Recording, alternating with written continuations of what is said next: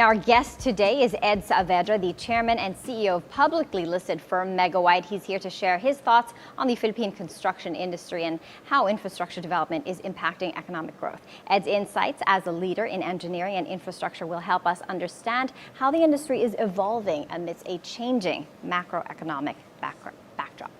Now, Ed, lots of changes on the macroeconomic side, and it's going to be great for everybody. Plus, there's the government's infrastructure push.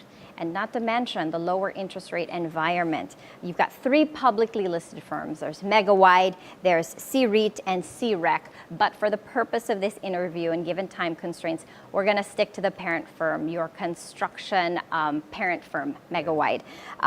We'll talk numbers. I know you like talking about the bigger picture, so we'll skip Q3 and go straight to full year 2024. Your net income in the first half increased by 21% to 438 million on sustained momentum from your construction business. Now, looking at the 2024 figures, your revenue target was for 20 billion pesos. Are you on track to hit this? Yes, very much on track. Okay. By how much?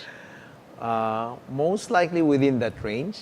Okay. Yeah, within that range. It's a big number already. For CapEx, in 2024, you allotted 3 billion pesos for that. Over the next 2 years, I know you plan on spending 16 billion pesos. That's a huge jump over the next 2 years. Where are you going to be spending this money on? Yes, this is because when we acquired PH1 Developers, one of our development company, about 2 years ago. So 80% of that 16 billion goes to the spending for the capex of this residential condominium. It's a combination of vertical and horizontal development. Mm-hmm. Yeah, right. And then also the carbon market, so which is the public market. We're also building now the main public market in Cebu. Okay. Right now, you're not just a construction firm anymore. You're a parent firm seeding a lot of other companies. With that CapEx, how does that affect your revenue target for 2025? Coming from 20 billion in 2024, what's your revenue target coming into the new year? Okay. Most of these capex that we'll be rolling out now, most of these projects will be completed by 2026.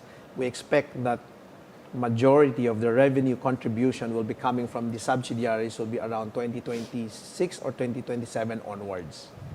Okay. A lot of this will be more spending on 2025 and 2026. But as a parent company of Megawide, as a construction company, the revenue goes to Megawide as a construction. Mm-hmm. But in terms of revenue from the development, normally it will contribute the bigger contribution will be around 26, 27 onwards. What's Megawide's portfolio mix, the sectors that you're in? Okay, typically we try to maintain the mix in terms of sectors like infrastructure, and then 1/3 infrastructure, 1/3 private development projects. These are commercial and residential condominiums, which we normally do. And then 1/3 related to affiliates. These are like our own developments, like public markets, residential condominium, and also solar projects, power, energy sectors, which is our affiliates, Citicorp. It's interesting that aside from the big ticket government projects, you also take on the private stuff. Yes. Well, remember, Maiki, Megawide, we grew the company by getting purely private projects. So we started as doing construction, serving to our private clients, big developers. Yeah. Have you grown since, Ed? Moving forward, as the government pushes for more infrastructure projects, what types of infrastructure projects are you most interested in bidding for? Okay, out of the 5 trillion, more than 5 trillion projects that the government is launching, Megawide is looking at a total of around 800 billion, which we intend to participate. These are typically like rail projects, bridges, and most of these projects are ODA projects, like JICA, ADB funded. So we intend to participate, and then the plan is also to partner with foreign contractors That's part of the requirement for you to be able to participate in this type of projects. So Okay. these are the projects that we intend to participate. Okay, looking at the bigger picture, what's your take on the government's infrastructure push, and what's your outlook for the construction and engineering industry, given the lower interest rate environment, the cut in the reserve requirement ratio of banks? I mean, interest rates here and in the U.S. are coming down. How is that going to change the landscape that you guys play in? Well, I think if you look at Philippines infrastructure, Maiki, we have plenty of projects. It's always, we have not enough projects to build. That's always been the problem, a good problem for Philippines. So for us as a construction company, so it's a good problem. So in terms of private sector, so we expect the lowering of the interest rates. We hope that the real estate market will somehow improve or boost by next year or onwards, just like 5-7 years ago before we got the pandemic. Yes, because this will make the unit buyers more affordable. As we know, interest rates now is very high. Yeah, I mean, you can even give us your outlook for the real estate sector, which you're quite bullish on, because just after the pandemic, following your divestment from the airport, the Mactan Cebu Airport, you acquired PH1 World Developers. Talk to us about your outlook for the property industry given the reduction in interest rates. Okay, as you know, when we unload our asset 2 years ago, so we acquired PH1 Developers doing mostly affordable housing. That's why out of the 16 billion, more than 80% of that capex are from this subsidiary of Megawide. So we're looking, that the BBM is focusing their 4PH. They want to address the housing backlog. So we want to target a portion of this and also somewhere this segment, the segment of the affordable housing. So we're bullish on that. As you know, there is a real backlog in Philippines as far as the affordable housing segment is concerned. So how are you expanding your land bank to fill that backlog? Okay, so right now, the group is expanding doing more JVs. We prefer to do more JVs, but some of them we also acquire. So it's combination with JVs and also an acquisition.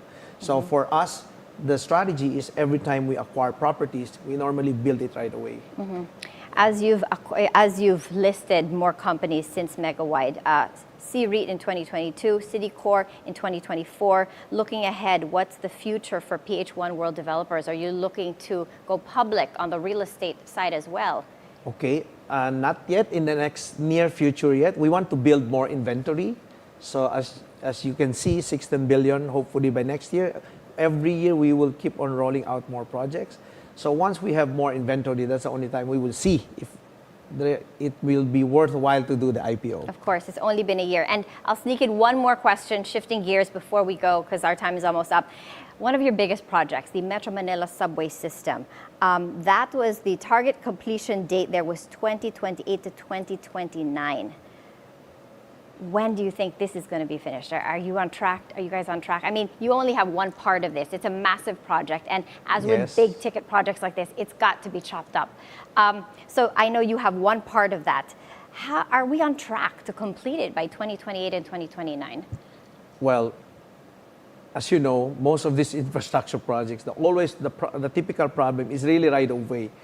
Though the subway is most of the alignment will be underground, but we still have those depot and stations where you still have some right-of-way issue. And those are the biggest challenges. Those are the biggest challenges. That's what's delaying the subway project. Yes. Okay. Yes.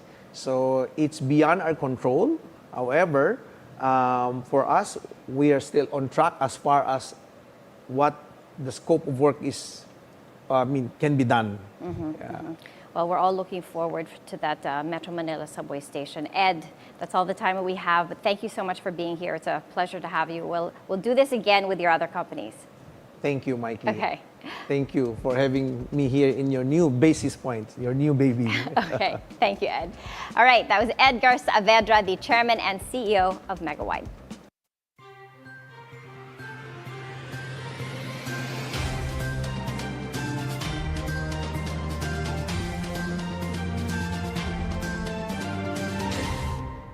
Good morning, I'm Ferdy Salvador. I'm Maiki, Oreta, and welcome to Industry Beacon, where we shine a light on the trailblazers, the disruptors, and the industry leaders shaping our future. And in each episode, we'll explore how they're staying ahead in their respective fields, one industry at a time. The industry changes quite rapidly. We know where to go. We've got our comfort zone. Those are early manifestations for the of what I'm happy you told me that because now I know I'm not getting Alzheimer's.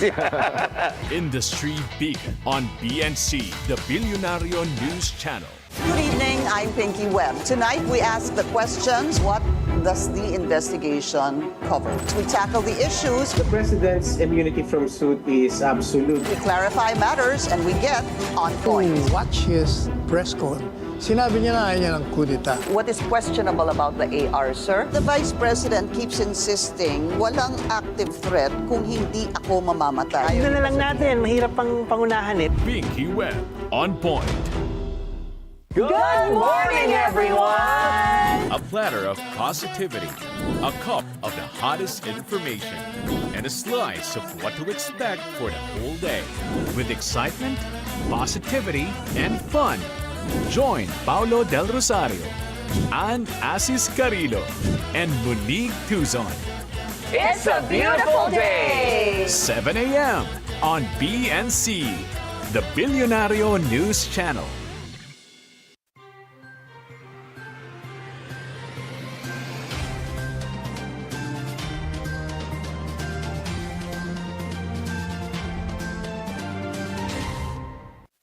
Joining us now to give us his take on the Create More law is Mon Abrea. He is the founding chairman and chief executive officer of the Asian Consulting Group.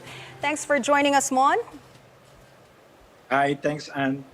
Hello, good evening. There in Washington, yes? Yes. Yes. Now, first off, how does Create More, the Create More law, make the Philippines' tax incentives more competitive? You know, we've been working with our policymakers, particularly the Senate Ways and Means, to make sure that the concerns of our foreign investors and the prospective investors address their concerns, particularly on VAT refund, BIR audit, and a lot of the bureaucracies and issue on corruption that foreigners do acknowledge or know about doing business in the Philippines. So Create More is a welcome development because this is really a sign of a commitment of our government to make sure that we prioritize ease of doing business and that we will do everything to attract foreign investments in the country. Now, Mon, in terms of ease of doing business, how does this new law aim to improve this? Well, number one of the proposals that we have actually communicated with them is based on the discussion with our foreign investors abroad as we continue our international roadshow is that there will now be a separate RBE service center for in the Bureau of Internal Revenue. So instead of them being included among all other taxpayers, there will be a specific registered business enterprise taxpayer service that will really focus on the compliance of our foreign direct investors. Hopefully, this will also address the issue on BIR audit because we also propose for a risk-based audit. But as I have said, we will continue to work with the government. We're happy with the Create More, but there's more that we want to be legislated or to be enacted. But that's one. Another one is the creation of the VAT refund center. And this time it will be electronic. So hopefully from manual to electronic, our foreign investors will really see the commitment of the government to release their VAT refunds because especially among our existing foreign investors, their complaint really is that their VAT refunds are not being processed or released. And the Create More will now address them as well. And of course, we also look into the other salient features of the Create More. After the tax holiday, under the Create law, they will be subject to 25%. But now it was further reduced to 20%. So that's another welcome development. And really, the objective is to make sure that we attract as much foreign direct investors, considering that Vietnam and other ASEAN countries are very competitive. Mon, let's talk about the impact of the Create More law. What are the short-term and long-term impacts of this new law? Well, first, you have just mentioned that there was a decline in our foreign direct investment from the previous year. The immediate impact is that we already expedite and increase our foreign direct investment. So that's the first one, especially on ESG or those which are helpful for the environment. Hopefully that they will really now decide to invest in the Philippines, given that we have provided or addressed their concerns. And the long term really is that it will help the economy in general, that it will create more jobs. And that's ultimately what our kababayans will really benefit from. Mon, what are the sectors that you think will benefit from this new law? Well, now that we are all in the working towards the sustainability, the environment, social, and governance investment, we can see that there's so much investment coming from our European counterparts in terms of renewable energy. The mining industry will also, I think, will also benefit. But hopefully, we attract more of the IT and technology, especially to help our agricultural sector, so that the countryside will also benefit from foreign investments, not just Metro Manila or the National Capital Region. We've talked about the benefits of this new law. Now, do you see any disadvantage this time regarding this new Create More law? And if there are, what are these disadvantages? Well, we initially proposed that since we signed the OECD Inclusive Agreement, we initially proposed that we already include the global minimum tax because that's part of the agreement that we signed with OECD. But we will continue to work with our government, with the Office of Senator Wing Gatchalian, to make sure we expedite, prioritize, and legislate it before the end of the year because the global minimum tax will practically impose a 15% global minimum tax to multinational corporations with 750 million euros and above annual global sales. So it's important that we also benefit from any additional income from these multinational corporations that are profit shifting or shifting their profits to low tax jurisdiction or tax havens. Then another thing is that since the VAT refund center still remains or stays with the BIR and Bureau of Customs, we will still give it a try if they can really improve the processes. But I honestly believe it should really be separate from the Bureau of Customs and BIR because they have already so many jobs to do and the backlogs is piling up. So they have to focus on audit and investigation rather than processing a refund. But on the side of the audit and investigation, a lot of our foreign investors are scared actually, or they're really discouraged because of how BIR treats them during audit and investigation. That's why we propose the risk-based audit. But as I have mentioned, we will continue to work with our legislators because we think the risk-based audit will encourage more foreign direct investors because they will see that they will not be wasting so much money with all the law firms, consultants, just to deal with BIR examiners every year. In your opinion, Mon, what other tax reforms should the government implement? Right now, what we're seeing is that we want the government, we would be happy if the government will really invest more on the digitalization program of the government, particularly for the BIR. You know, and up to now, we don't have the database. We don't have a clear strategy on how to broaden our taxpayer base and tax base. So when I say broaden the taxpayer base, is that of the more than 110 million population that we have to increase, because right now we have practically 20% registered taxpayers out of the 110 million. How do we increase that? How do we make sure that everyone who are gainfully employed, those who are doing business, whether in the traditional way or online, are all registered and paying their taxes? Then the second one is to the use of technology and data analytics, not manual, not mano-mano or random audit. How do we make sure we increase the tax base, that those who are really earning more, whether online or the traditional way, including our professionals, how do we make sure they declare the correct income and pay the right taxes. So I think that we need to use technology and data analytics to improve that. We don't need new taxes. We keep saying that we don't need new taxes. We have so many taxes already in the Philippines. And our foreign investors are aware of that. They are not naive. A lot of these foreign investors, we have engaged with them through our international roadshow. A lot of them are talking to one another. They know what's happening on the ground, what's happening in the Philippines. They don't need to talk to watch television or to talk to somebody. They are talking among themselves. They know what the politics, they know the policies, they know the improvements, and they know that this create more will definitely help, but there's still more. And that's where we will continue to work with our government. The issue on bureaucracy and corruption is still there. We need to make sure that we do not just guarantee or reassure them that they will really experience, including our domestic businesses and taxpayers, that there is really no more bureaucracy or corruption when it comes to dealing with the government, particularly in paying taxes. Lastly, Mon, how is Create More aligned with OECD's global minimum tax, given that the Philippines is one of the signatory countries? Right now, unfortunately, it's not. I haven't received the final version that was signed by the president, but on the third and final version that we were able to review, we were not able to include yet a provision to adopt and implement the OECD global minimum tax.